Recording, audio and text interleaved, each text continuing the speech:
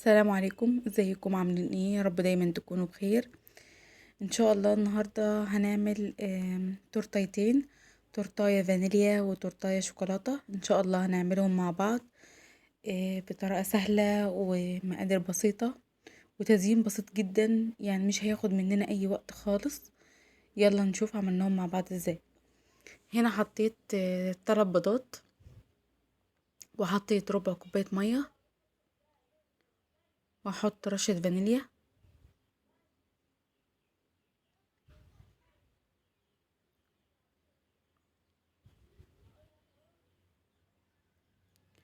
هضربهم مع بعض حاجه بسيطه كده، واحط طبعا حطيت عليهم طبعا معلقه محسن لحد ما بقوا بالشكل ده. حطيت عليهم 300 جرام دي سبونج، وهضربهم كويس لحد ما الخليط يعلى معايا ويبقى تقيل.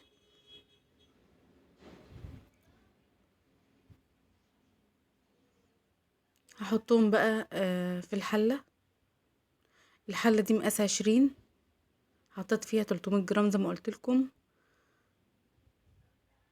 وهضربهم كده كام ضربه واحطهم على جنب لحد ما اعمل السبونج التاني معايا.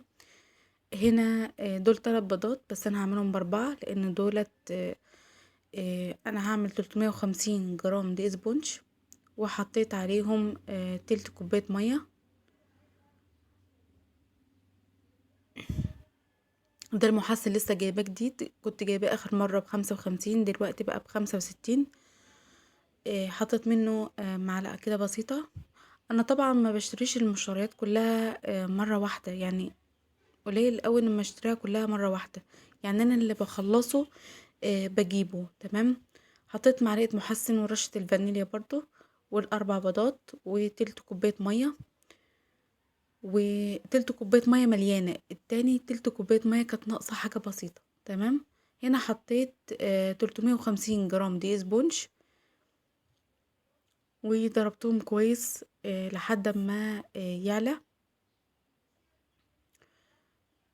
طبعا قلت لكم الفيديو اللي فات ادعولي ان انا اقدر اجيب عجان، آه، بس مفيش حد يكتب لي ولا دعوة خالص في الكومنتات، بس يلا مش مشكلة، اكيد ده بتدعولي بقلبكم. هنا خلاص حطيتهم اهوت، وحطيتهم في الفرن. هنا بقى كان جوزي لان المضرب طبعا تعبني جدا اللي كان في ايدي، وكان له سلاح واحد، فراح على طول وانا شغالة راح جاب لي ده تورنيدو 150 واط. هو يعني هيمشيني لحد ان شاء الله اما اجيب العجان. بجد اتبسطت جدا ان هو جابهولي، ربنا يخليهولي يا رب. آم، بجد ساعدني جدا في الكريمة. طبعا جابهولي وانا لسه كنت بعمل سبونج بالليل، جابهولي وكده، و يا دوبك دخلت الفرن السبونشات لقيته جابه، فما لهمش حظ ان هم يتضربوا بيا، مش مشكلة. هنا طبعا هضرب كوباية كريمة بكوباية كريمة.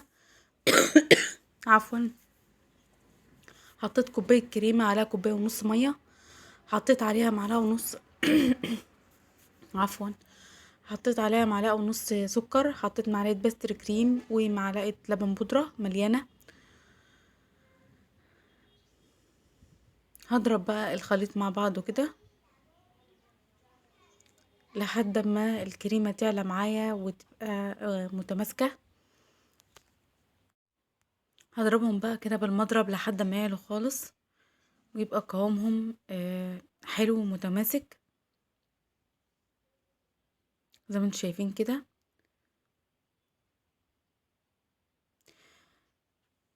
حطيت طبعا نفس المقادير من غير بقى ما احط الكاكاو والحاجات ديت هنعملها للتورتيه التانية، بس انا هعمل التورتيه الشوكولاته الاول عشان صاحبتها كانت مستعجله عليها، يعني كانت هتاخدها حوالي الساعه 12 الظهر، فكان لازما اكون خلصتها الاول، والتانية براحتها عما يبقى يجي لها زبونها. زي ما انتم شايفين كده بدأت اقطع في الاسبونج.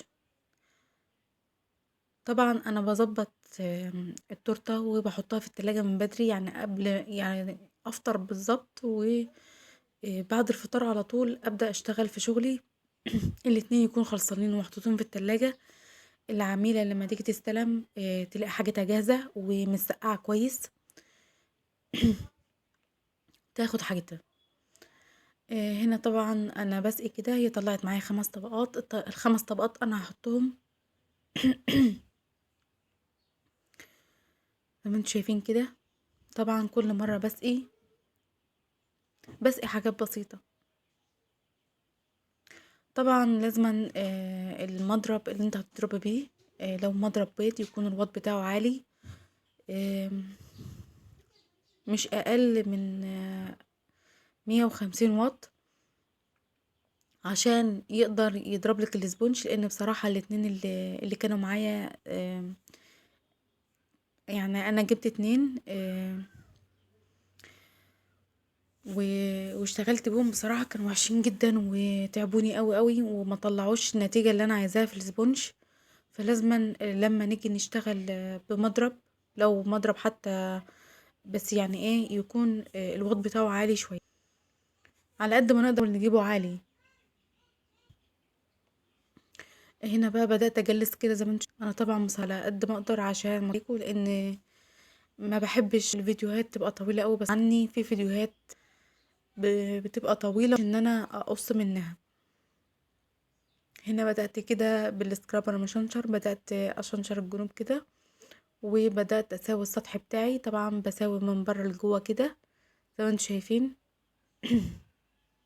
في مكان بيبقى نازل شوية او حاجة، طبعا بعد ما اساوي بلاحظ ده، فببدأ ازود فيه كريمة، مفيش مشكلة خالص، وببدأ اساوي تاني عادي يعني. تمام. وعايزة اقول لكم على حاجة، لو دخلتوا التورتاية التلاجة ما ينفعش ان انتوا ترجعوا تجلسوها تاني باي شكل من الاشكال، الا اذا هتزودي كريمة تاني. تمام. همسح بقى البورد بتاعي كده عشان ابتدي الشغل عليه. هبدأ كده اعمل دريبات زي ما انتم شايفين. طبعا اللي كانت واخدة التورتاية اللي قبل ديت هي نفس التورتاية ديت واخداها تاني. اللي هي التورتاية الشوكولاتة اللي قبل دي، الفيديو يعني اللي قبل كده.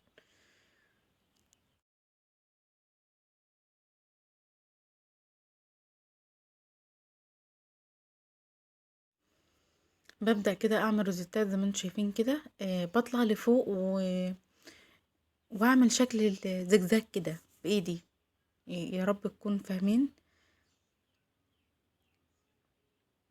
ببدأ احط في بقية المكان الجناش. طبعا الجناش انا عملته الفيديو اللي قبل ده، اللي هو الاقتصادي جدا، عملته في الفيديو اللي قبل ده. مرضتش اعمله لوحده. حبيت ان الفيديو يكون شامل. بس ان شاء الله لو ربنا سهل وعملته تاني، هعمله لكم في فيديو لوحده عشان لو حبيتوا تسألوا عليه تلاقوه. تمام. بس هو في الفيديو اللي قبل ده، اللي هو فيديو نفس شكل التورتايه دي بس مختلف التزيين بتاعها. هي طبعا طلبت نفسها بالظبط، بس انا قلت لها انا هغير فيها شويه حاجات، قالت لي عادي ما فيش مشكله. هي برضو كانت واخده الشكل ده قبل كده شبيها له برضو. انا دايما كل مره احب اغير في شكل التورتايه، ما احبش ان انا اعملها بالظبط يعني نفس الشكل بالظبط، لا. طبعا انا جلست بقى التورتيه التانية عشان برضو مطولش عليكم. طبعا كلنا عارفين ازاي نجلس، وانا قطعت معاكم التانية وجلستها. فديت هجلسها، جلستها لوحدي. وادت لها يعني بسيطه كده من الكريمه. وبدات جبت لون بنفسجي وحطيته على الكريمه كده زي ما انتم. وبدات اجلس. بس طبعا دخلتها التلاجة تسا، والكريمه البيض مسك عشان عليها الكريمه البنفسجي ما تختلطش الكريمه البيضه زي ما انتم شايفين كده. كنت حاطه حاجه بسيطه كده من الكريمه ان انا بس اداري الاسبونج عشان ادخله التلاجة مني، او التورتيه يعني ايه يبقى فيها اي غلطه او كده. هنا بدأت كده بالسكرابر الضيق. طبعا التانية انا كنت عاملاها بالسكرابر الواسع. هنا عملتها بالضيق. وطبعا بعد كده واي مكان ما في قلبوش كريمه او بان منه الاسبونج برجع ازوده كريمه واجلسها تاني. امشي عليها بالسكرابر عفوا. وبدأت هنا من بره لجوه كده، وطبعا لو في مكان نازع او كده برجع اظبطه تاني، مفيش مشكلة عندي خالص. انا ممكن اجلس التورتايه مرة واتنين وتلاتة لحد اما الاقيها خلاص بقت تمام، مش محتاجة كريمة تاني ومش محتاجة ان انا اداريها تاني.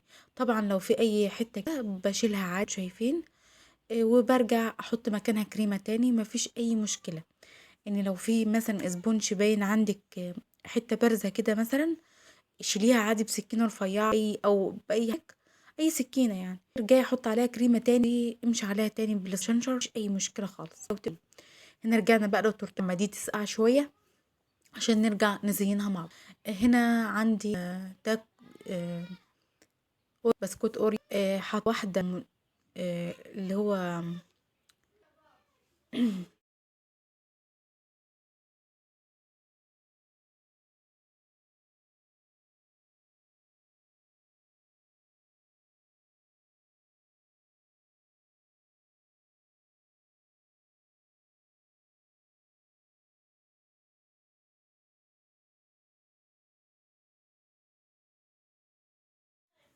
هنا بقى بدأت احط واحدة كده عليها ملمع لونه فضي، والتانية سايباها سادة زي ما هي. تمام، يعني عشان ادي شكل كده وضي للتورته. طبعا بقى جبت الحاجات اللي هزين بقى من التلاجة كده، طبعا حطها في اكياسها عادي، وحطها في التلاجة. حطيت هنا واحدة بيضة وواحدة بني كريسبي، يعني واحدة بيضة وواحدة بني. وكان عندي كونو، حطيت اتنين كده. بصوا تورته الشوكولاته ديت بجد بسيطه جدا ومحبوبه قوي بالناس، يعني اللي عروبه كده. هنا بقى بدأت كده احط توت، واحده سمرة وواحده حمرا. يعني أنا بحب اللون الأحمر على فكره، بس بحبه في اللون في التورت اللي هي اللي بتبقى شوكولاته، بصراحه بتنطقها اللون الاحمر قوي. هنا بقى الروزيتات اللي انا عاملاها ديت، حبيت احط عليها قلوب كده لونها دهبي زي ما انتم شايفين كده. هنا بقى بعد ما خلصتها حبيت ان انا اعمل روزيتات صغيرة كده بقمع صغير. يعني انا عندي مجموعة ايماع صغيرة كده، اخترت منهم نفس الشكل اللي انا عاملة بيه فوق، ولفيته على التورتية كده من تحت زي ما انتم شايفين كده بالشكل ده. هنا بقى كان عندي فراشة كده لونها بامبا، حطيت منها على التورتية كده. خلاص التورتية ديت خلصناها. جينا بقى للتورتية التانية برضو اللي هو مش متذكرة اسمه الصراحة. المهم يعني اللي هو لونه دهبي ده. بدأت كده طبعا دخلت التورتية التلاجة لحد ما الكريمة تماسكت قوي. بدأت كده ألمع بها الحروف اللي أنا عاملاها فوق ديت، سبتها فوق ديت عشان تدي شكل حلو كده للتورتية. والأحسن تدخليها الفريزر لو في مكان يعني عندك في الفريزر، دخليها الفريزر ان هو يتماسك قوي. لما يتماسك قوي ما بيجيش الفرشة اللي انت بتعملي بيها او الحاجة اللي انت بتعملي بيها الملمع ما يجيش فيها كريمة. تمام. آم، ببدأ كده احط بالشكل ده كده بالراحة خالص، واحط على الكريمة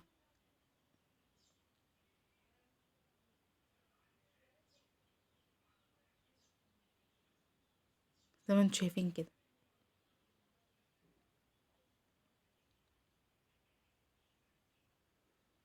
كده خلاص خلصتها اهوت، حطيت عليها الملمع الذهبي.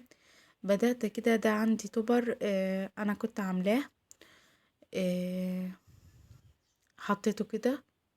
وطبعا هو جاي معاه الفراشات ديت، مش جايه لوحدها ولا حاجه، يعني هي جايه مع الكارت كله، جاي فيه فراشات وجاي فيه الرسمه ديت ورسمه برضو تانية البنت برضو. فانا حبيت احطها بالشكل ده. طبعا التزيين كله ذوقيات، يعني على حسب ذوقك انت بتعملي التورتايه.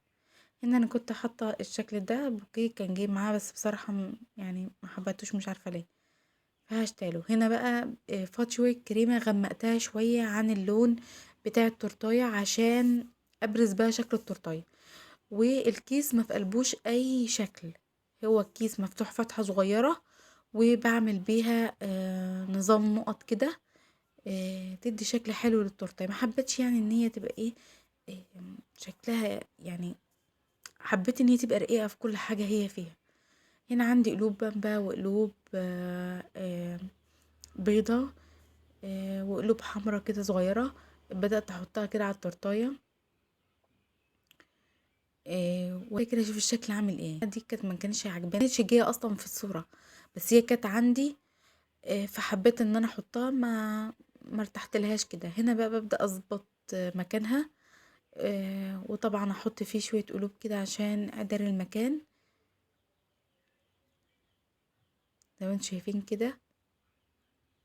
خلاص كده، كده التورتايه خلصت معايا، بس هنا هحط كمان فراشه زي ما انتم شايفين كده، ودي هطلعها هزه فوق فوق كده ان كده فرقت. آه، الفراشه فرقت عن